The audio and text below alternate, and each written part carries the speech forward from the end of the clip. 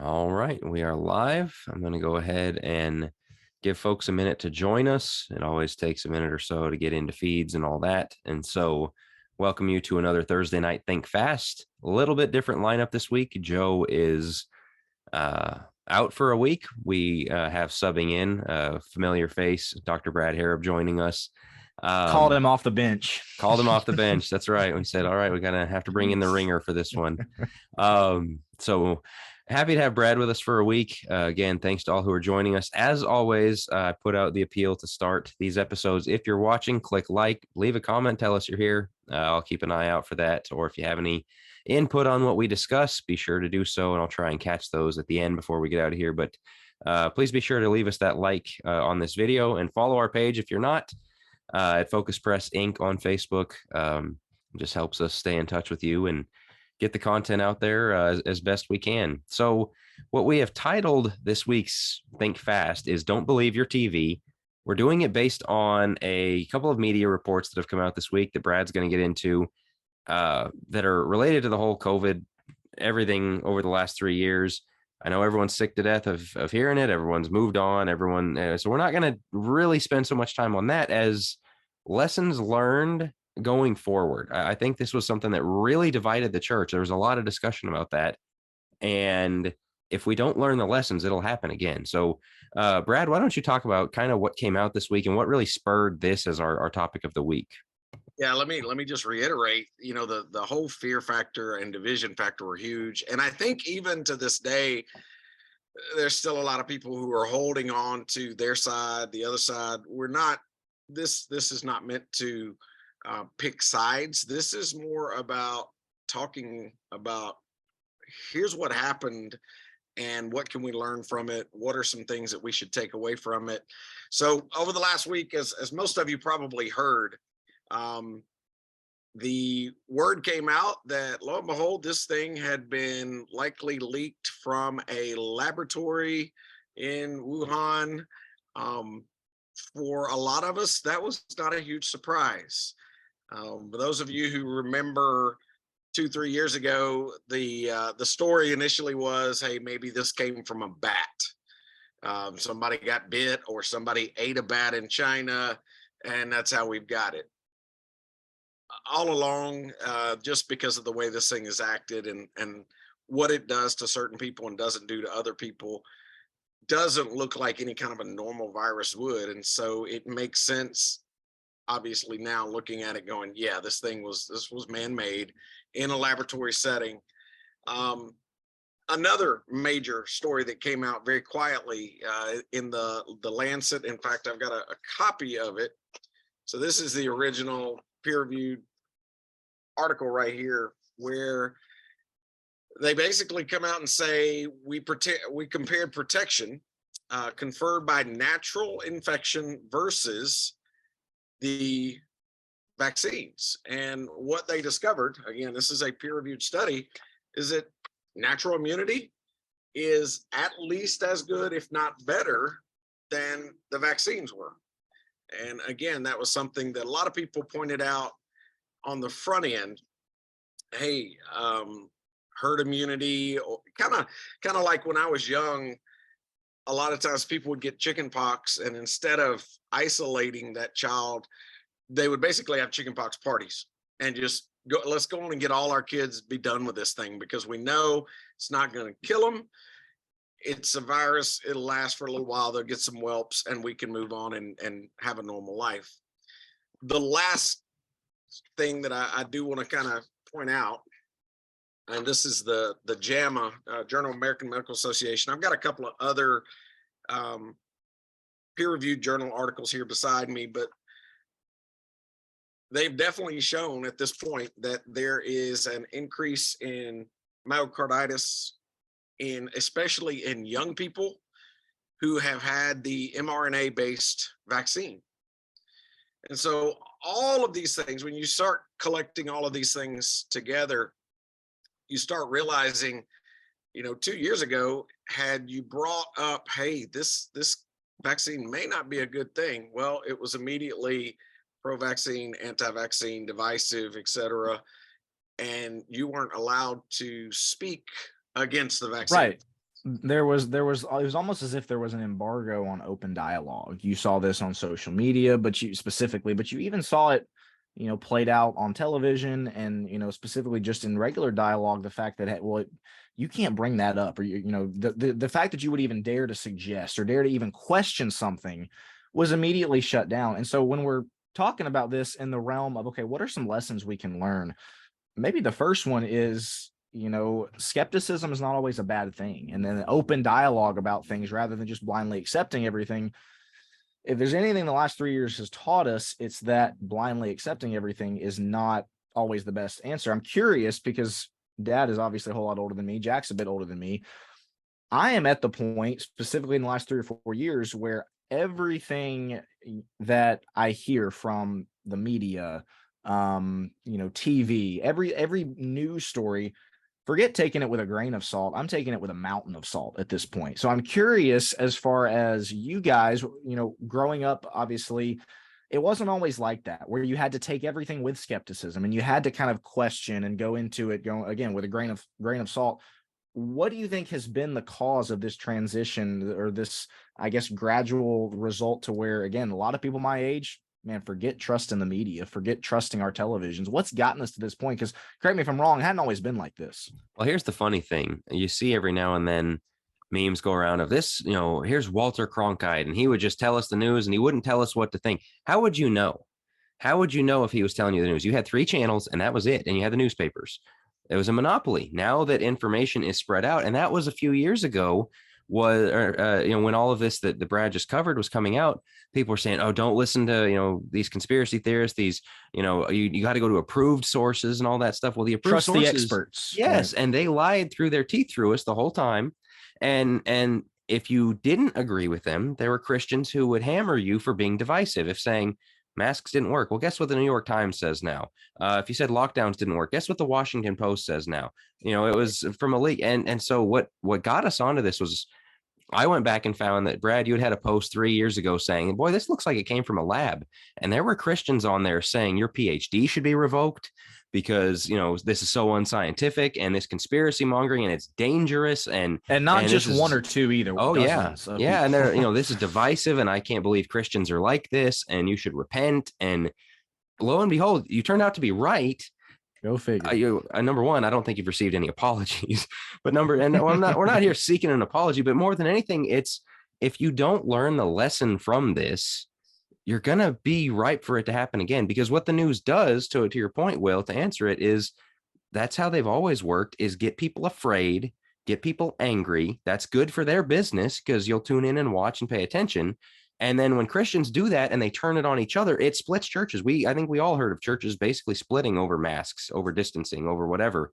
And shame on us. And especially if you were that kind of person, you need to go back and do some repenting and apologizing and making things right, because you got triggered by the news into dividing with your fellow Christians, and it's not okay.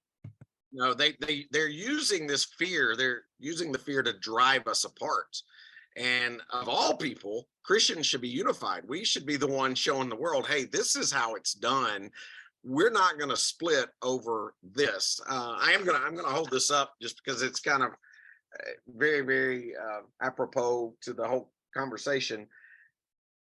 Fact checkers, very quick to point out that, hey, COVID leak idea was wrong. I mean, when for the first 2 years, if you'd mentioned, hey, this could have been leaked from a lab, the fact checkers would be all over you. And, any post that you put out there was going to have a little notice about, you need to basically repent because this has been fact checked and whatever. And yet, guess what? They've now had to issue corrections that their fact checking wasn't really all that fact checking. They basically were swaying public opinion. Christians do not need to fall into the current of popular opinion. And I think that's exactly what happened with this. Well, and that term conspiracy theorist got weaponized to where if you disagreed, you got called a conspiracy theorist. And man, Gospel Coalition and Christian Chronicle and all, just everybody else was going after the conspiracy theorists. And we've got all these conspiracy theorist Christians. And Again, no apology forthcoming. No, oops, the conspiracy theorists were right. Which again, I'm not asking for an apology, but I am asking for correction. In fact, I had to write a corrective article on something a year into it all and say, you know what, I got this wrong. And so if you did, you got to do that.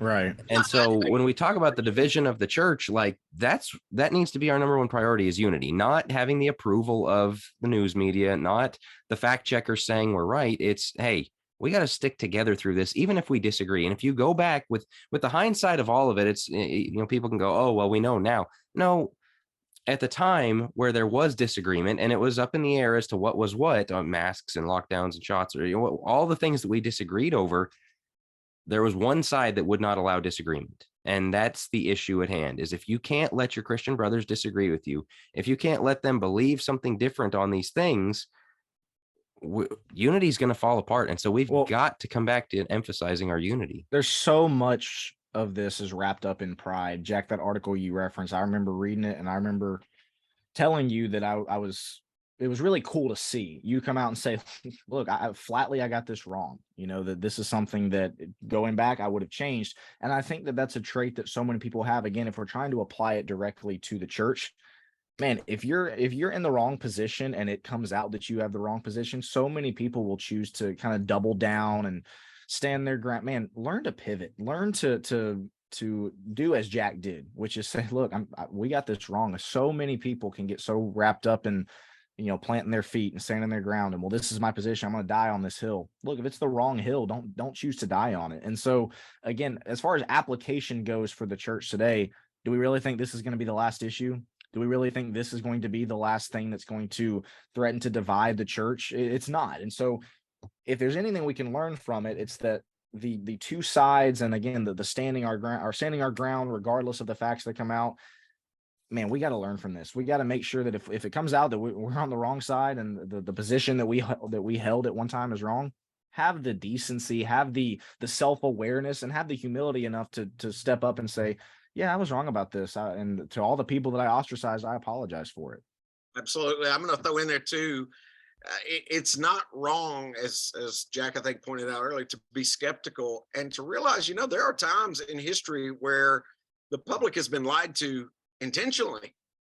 You could obviously look at Nazi Germany, but go back even to the time of Christ, when you've got these chief priests who are going to the soldiers who were guarding a tomb's empty. And what do they say? Hey, tell everybody this. Circulate a certain narrative, right? Yes, circulate this story. And you know what? We're going to pay you money. And if the governor asks, we'll take care of you. Okay, they were doing it back then, which, by the way, that particular lie is kind of even trickled forward to 2,000 years to some Jews still believing it today. But don't live your life thinking, oh, surely people wouldn't lie to us. They've been doing it for eons. So yeah, learn to use the brain God gave you and not just blindly swallow whatever the media is throwing out at you. Will, you asked a good question, and I've got to comment on. When I was growing up younger, there was a little bit of skepticism occasionally, but there was not this feeling that everything has to be politicized to where, the media's in one court, or everything's, political, blah, blah, blah. And so every time there was a major news thing that happened, it wasn't, the Democrats are just saying this, or the Republicans just did this because of this. And no, it was actual big news stories. And yeah, there might have been some scuttlebutt underneath about how it was handled, but there wasn't this feeling that I can't trust anything anymore. And these days, which is the feeling that my generation has, I would imagine. I certainly do. I don't blame you, because it's like, where are we really? Here's the thing that nobody that I've heard has actually come out and said. If this thing was made in a lab and leaked, like the White House acknowledged this past week, somebody help me understand, why are we not pursuing some very serious consequences for all the people that were killed? You don't kill that many people with something without there being major consequences, whether that be sanctions, whether that be something even more. Nobody's talking about that. Nobody's saying, hey, this thing was made in a lab. Somebody should pay for taking out all these people. No, instead, we've just divided over which side do you, what do you believe? Are you a conspiracy? Oh, you're just promoting that. Okay. Yeah. So the last thing I want to say is, we can look back on COVID and some people can say, okay, well, yeah, we got the oops, whatever. And so it's easier. Not that it's easy, but it's easier to look back in hindsight and be like, okay, I got that wrong, my mistake or whatever. The hard thing to do is go, what was the process that led me to do that? And how do I not make the mistake again? Because there will be more things, as you say, the news media, it's in front of us. Some people trust it, some people don't. Generationally, there's those issues, but it's also what sources you are. If you're a Fox News, CNN, MSNBC, online people, YouTubers, Twitter people, we all have a million different sources who are throwing a million different narratives at us. We're going to disagree on stuff again. And if we as a church can't figure out how to get on the same page of that stuff, I've said for a while now, the line under which the church is starting to part ways is agrees with CNN, doesn't agree with CNN. And if you think about that and somebody go, oh, Fox News, just think about that line in itself.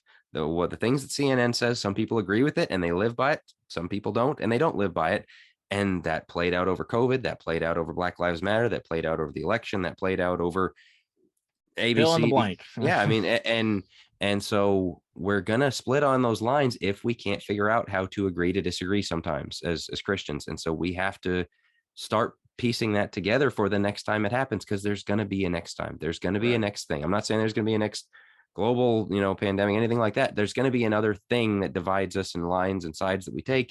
If you can't figure out how to get on the same page with your fellow Christians, and not vilify your fellow Christians more than anything. I know we got to wrap, but I was just going to say, one of the things I'll say, if you're looking for practical ways to get on the same page with your fellow Christians, have conversations with them face to face, stay off social media, and stop watching your TV as much. That would kind of be the first thing that I would say. Is we had way too many Christians that their interactions with other Christians was not done face to face. It wasn't even done over, stuff like this. It was, let me get behind a keyboard and let me dial into my TV and my social media feed every single night.